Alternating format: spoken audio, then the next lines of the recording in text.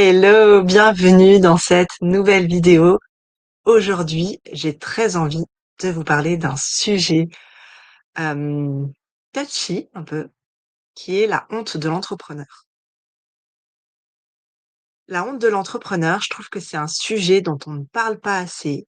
Clairement, on a tous vécu à un moment donné une période où on est un peu moins fier, une période où ça a été douloureux, où ça a été difficile et on a eu plus envie de se cacher dans notre grotte que clairement d'aller, se montrer visible.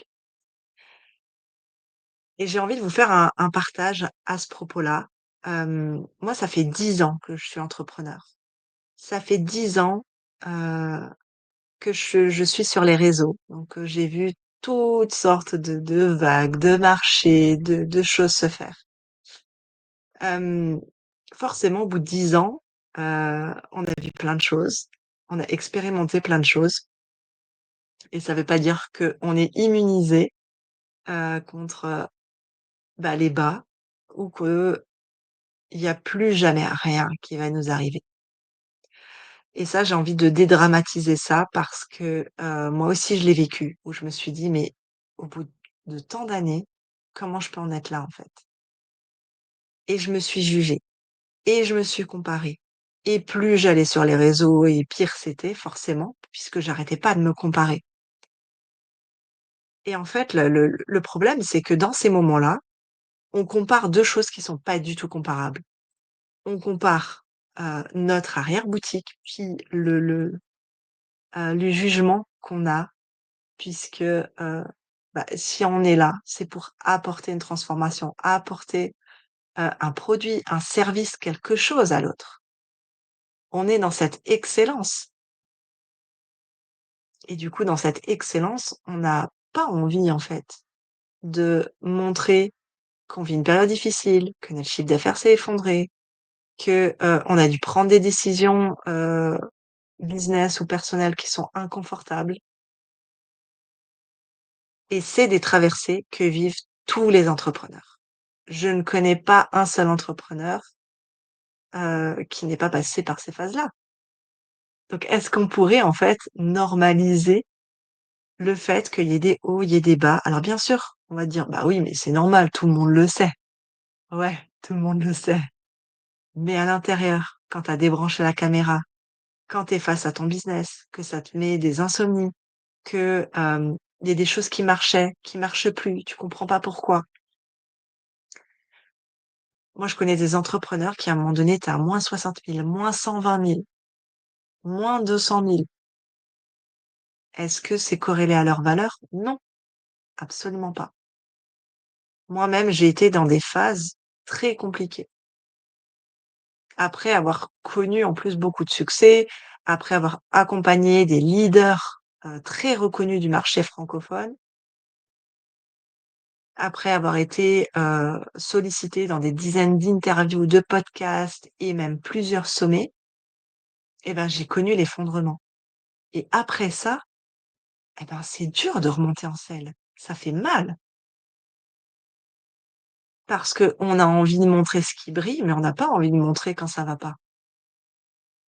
Alors attention, ça veut pas dire que sous prétexte d'authenticité, vu que ce mot est à la mode, on est obligé de tout montrer. Ça reste que c'est une image de marque, d'une entreprise. C'est pas parce qu'on est dans le bien-être, dans le service à la personne, dans qu'on est obligé de raconter sa vie sur les réseaux. D'ailleurs, à cette période-là, quand je me sentais le plus mal, c'est justement là où on est venu m'attaquer parce que soi-disant, je n'étais pas authentique sur les réseaux, parce que je ne racontais pas tout ce qui se passait dans ma vie personnelle. Mais il faut savoir que en fait, tout ce qu'on partage sur les réseaux, ça reste la communication d'entreprise. Encore heureux que je raconte pas toute ma vie. En fait, c'est pas le lieu pour ça, c'est pas la place pour ça et que mes clients n'ont pas à savoir certaines choses qui se passent en fait, dans ma vie privée. C'est ma vie privée. Et j'ai envie d'amener ce sujet sur la table parce que je sais que j'ai des femmes entrepreneurs qui sont venues me voir, qui me disent: «Ouais, mais là, je suis pas authentique parce que ça, je le dis pas et parce que bon, voilà». Mais en fait, on n'a pas vocation à tout dire sur les réseaux. Notre communication d'entreprise d'ailleurs est là, pas centrée sur notre nombril, pour servir les clients, pour servir les personnes qui peuvent être potentiellement intéressées par ce qu'on offre. C'est pas du tout là pour, être nombriliste, pleurnicher sur les réseaux ou, ou se glorifier. En fait, c'est les 2 faces d'une même pièce. C'est qu'on est là, oui, on peut célébrer les réussites. On peut, dire quand on a des challenges parce que derrière, il y a, une prise de conscience, une leçon qui peut servir en fait à d'autres personnes qui nous regardent, qui nous écoutent. Mais on n'a pas vocation à, raconter toute notre vie, tout ce qui se passe dans les coulisses en fait. Ça a pas d'intérêt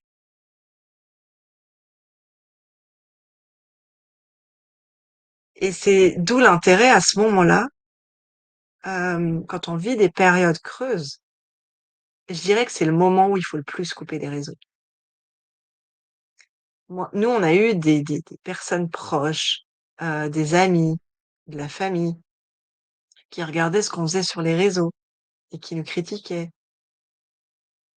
Même certains qui ont, laissé des commentaires publics. Mais en fait, ça a pas sa place. Nos réseaux, tout ce qui concerne notre entreprise, c'est notre espace. S'il y a quelqu'un qui est irrespectueux, il dégage.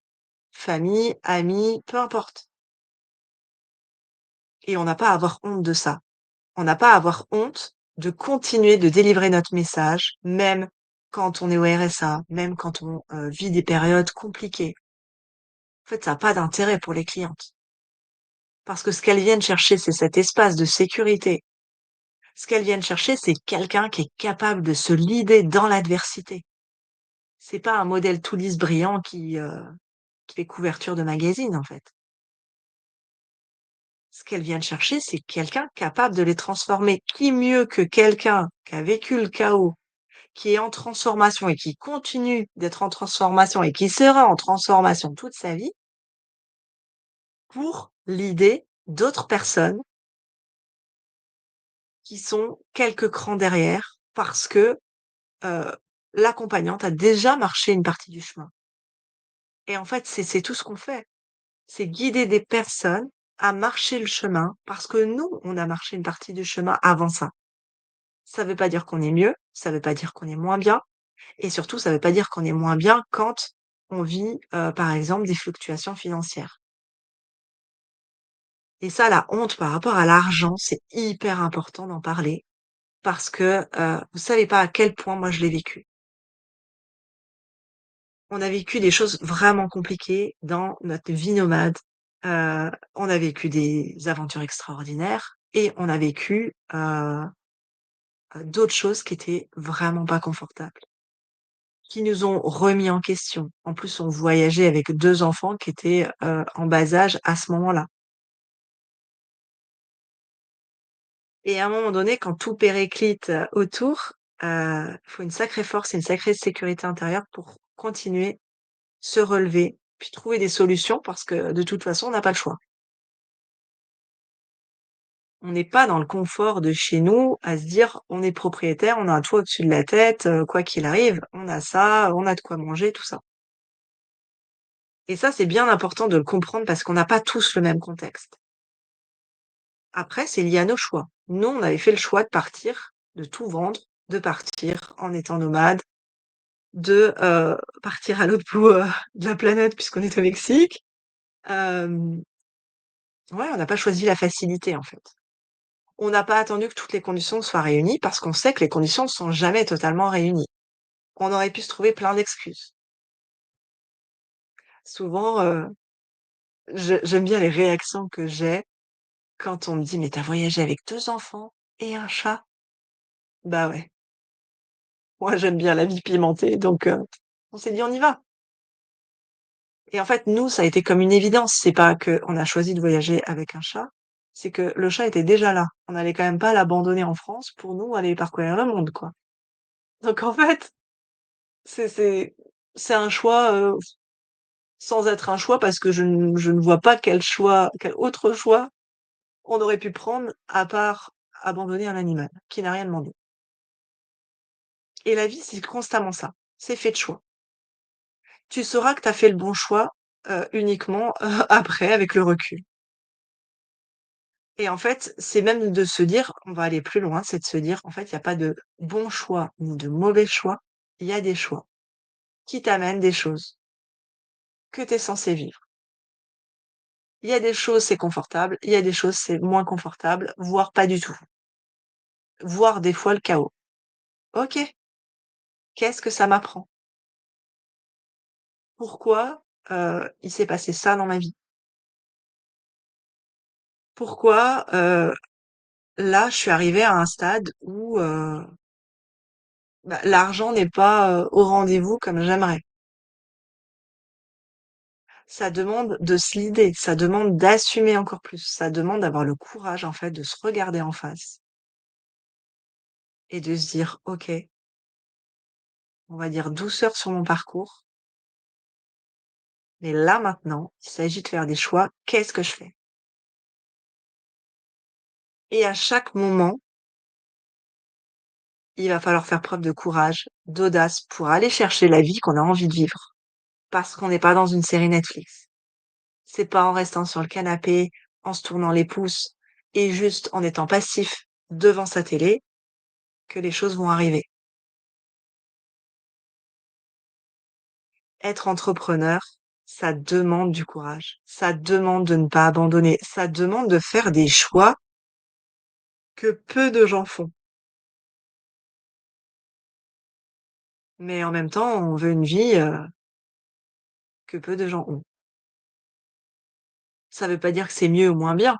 Ça veut juste dire que quand on a eu l'appel de l'entrepreneuriat et qu'on l'a toujours, hein, parce que ça peut évoluer, on peut avoir envie de retourner au salariat, puis c'est pas une tare, c'est pas du tout, un échec.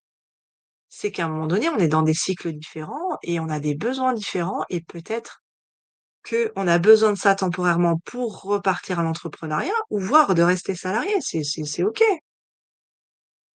Mais si on a une mission qui est plus grande que nous, qu'on sent que en fait, c'est pas que nous que ça concerne. C'est pas juste un business et c'est pour ça que je me dis metteuse en scène des leaders et des artistes parce que c'est orchestré pour que d'autres artistes brillent. C'est pas juste moi. Il s'agit pas juste de me montrer moi et de vendre des offres ou de vendre des accompagnements. Ça va tellement plus loin que ça.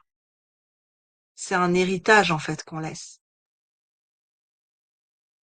Là, au moment où je tourne cette vidéo, je viens de clôturer la cérémonie d'ouverture du Cabaret des Bâtisseuses, qui est un nouveau talk show que j'ai envie de lancer. Je voulais pas juste faire des interviews. Ça, j'en ai fait des dizaines. Je voulais pas juste faire un podcast. J'ai déjà tenté. J'ai senti que moi, dans mon entreprise, j'avais besoin de faire bouger les lignes. Bah, mes enfants, ce soir, en voyant, comment je m'étais apprêtée, heu, j'avais mis des paillettes, j'avais bon, parce que j'avais envie, en fait, tout simplement que ça soit beau et de aussi diffuser la voix de d'autres femmes qui bâtissent, qui marquent l'histoire, qui ont eu un chemin, pas facile, mais un chemin qui fait la femme qu'elles sont aujourd'hui. Bah, mes enfants, quand ils m'ont vue, ils m'ont dit: «Maman, qu'est-ce que tu es belle et quel courage» et c'est ça, en fait, que je veux imprégner chez eux. C'est de se dire: «Peu importe sous quelle forme ça va prendre, active ce courage, n'aie jamais honte de qui tu es». Les mémoires de honte, ça dure depuis des millénaires. C'est plein de choses incarnées qu'on s'est perpétuées de génération en génération. La bonne nouvelle, c'est qu'on n'est pas obligé de les reproduire et on n'est pas obligé de reproduire, d'être dans cette boucle. Quand on va aller chercher la racine, celles qui sont, dans les accompagnements corps et business que je fais depuis longtemps, ça fait plus de 6, 7 ans que je réconcilie le corps et le business. que quand il y a quelque chose qui bloque dans le business, on va avoir la racine du corps où c'est bloqué. Comme cette cliente qui était complètement bloquée dans sa communication, où on allait revisiter et puis finalement c'est un trauma à l'âge de 5 ans qui a émergé. Un abus où à un moment donné, on lui a demandé de se taire. Alors bien sûr, pour les pragmatiques, on va dire: «Oui, mais ça a rien à voir avec le business. Le business, tu appliques la méthode, ouais, ou pas». Aujourd'hui, il y a plein de femmes et des hommes aussi qui se reconnaissent multipotentiels, qui ont envie de faire plein de choses, qui n'arrivent pas en fait à, avoir une seule étiquette et qui ne veulent surtout pas rentrer dans les cases et encore heureux, on n'est pas fait pour ça. Ils ne peuvent pas appliquer une méthode, ça ne marche pas. On n'est pas tous pareils, on n'est pas tous câblés pareil, donc pas en fait, c'est tellement logique. On ne peut pas tous appliquer la même méthode et c'est pour ça que dans les business, en fait, toutes les stratégies sont bonnes, mais pas pour tout le monde et on en revient à la connaissance de soi et on en revient au fait d'assumer, de pas avoir honte, de, en fait, traverser cet inconfort. Pourquoi on a honte, en fait? C'est toutes les mémoires de l'enfance aussi où on nous a dit: «Attention, que va dire machin? Non mais tu te rends compte dans la famille, qu'est-ce qu'ils vont dire?» Du coup, on a ancré dans notre système nerveux que, si on diffère un peu trop de la masse, si on fait des choses innovantes, si on veut se mettre en avant, si on veut briller, et ben, c'est dangereux et du coup, à la moindre petite embûche, au moindre petit caillou sur le chemin, qu'est-ce qu'on fait? Oh, faut surtout pas montrer. On veut pas. Je veux pas que machin se rende compte que en fait, bah, ouais, on est des humains, quoi. Par essence, on est imparfait. Par essence, des fois on fait des erreurs, des fois on a des réactions, où avec le recul on se dit: «Ouais, j'aurais peut-être pu faire autrement». Des fois on fait des choix, que ça soit dans notre vie personnelle, dans le business, on se dit: «Mouais, est-ce que vraiment c'était judicieux de faire comme ça?» Bah oui, mais en fait c'est notre chemin. Chaque chose comme ça va nous permettre d'apprendre. Au même titre qu'on n'arrête pas de dire, hem, bah, qu'on veut que les enfants en fait sortent à l'école de ce truc de où on bannit l'apprentissage, où on est en train de pointer du doigt quand il a fait la moindre petite erreur, alors on entoure ça en rouge. Ça aussi, c'est venu se cristalliser dans les mémoires de honte qu'on porte à l'intérieur de nous, dans notre corps. Si on va pas délier la racine dans le corps, eh ben, c'est toujours là. Je peux te dire, «Mais arrête d'avoir honte», mais en fait, ça va que faire cristalliser encore plus à l'intérieur. Il suffit pas de le dire. C'est pas en l'exprimant que la croyance ou que la mémoire va venir se libérer. Elle a besoin d'être pleinement accueillie et de libérer à l'intérieur du corps, dans toutes tes cellules. Et ça se fait avec du son et du mouvement.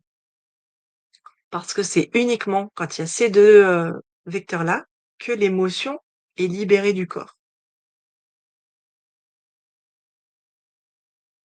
Avant ça, c'est comme si on continuait d'avoir, une plaie ouverte, une marque et du coup, on reboucle avec les mêmes situations. Et plus on porte cette honte à l'intérieur qu'on veut cacher, plus on va avoir des situations pour nous pointer du doigt, pour, ne surtout pas, nous encourager à être visibles.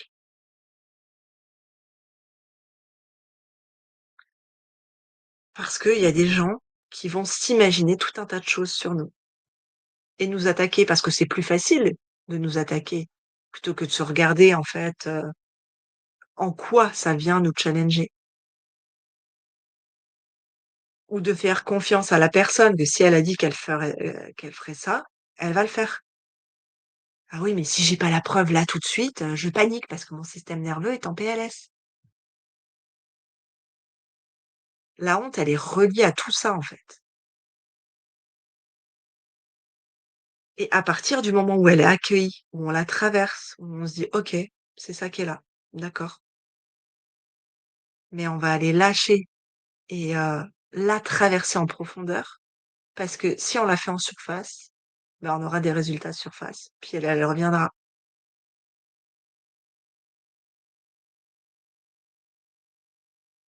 Et je vous invite vraiment à vous poser cette question: de quoi avez-vous honte dans votre vie? Et de quoi avez-vous honte dans votre, entreprise? Parce qu'à partir de là, alors il y a des choses qui vont émerger en conscience.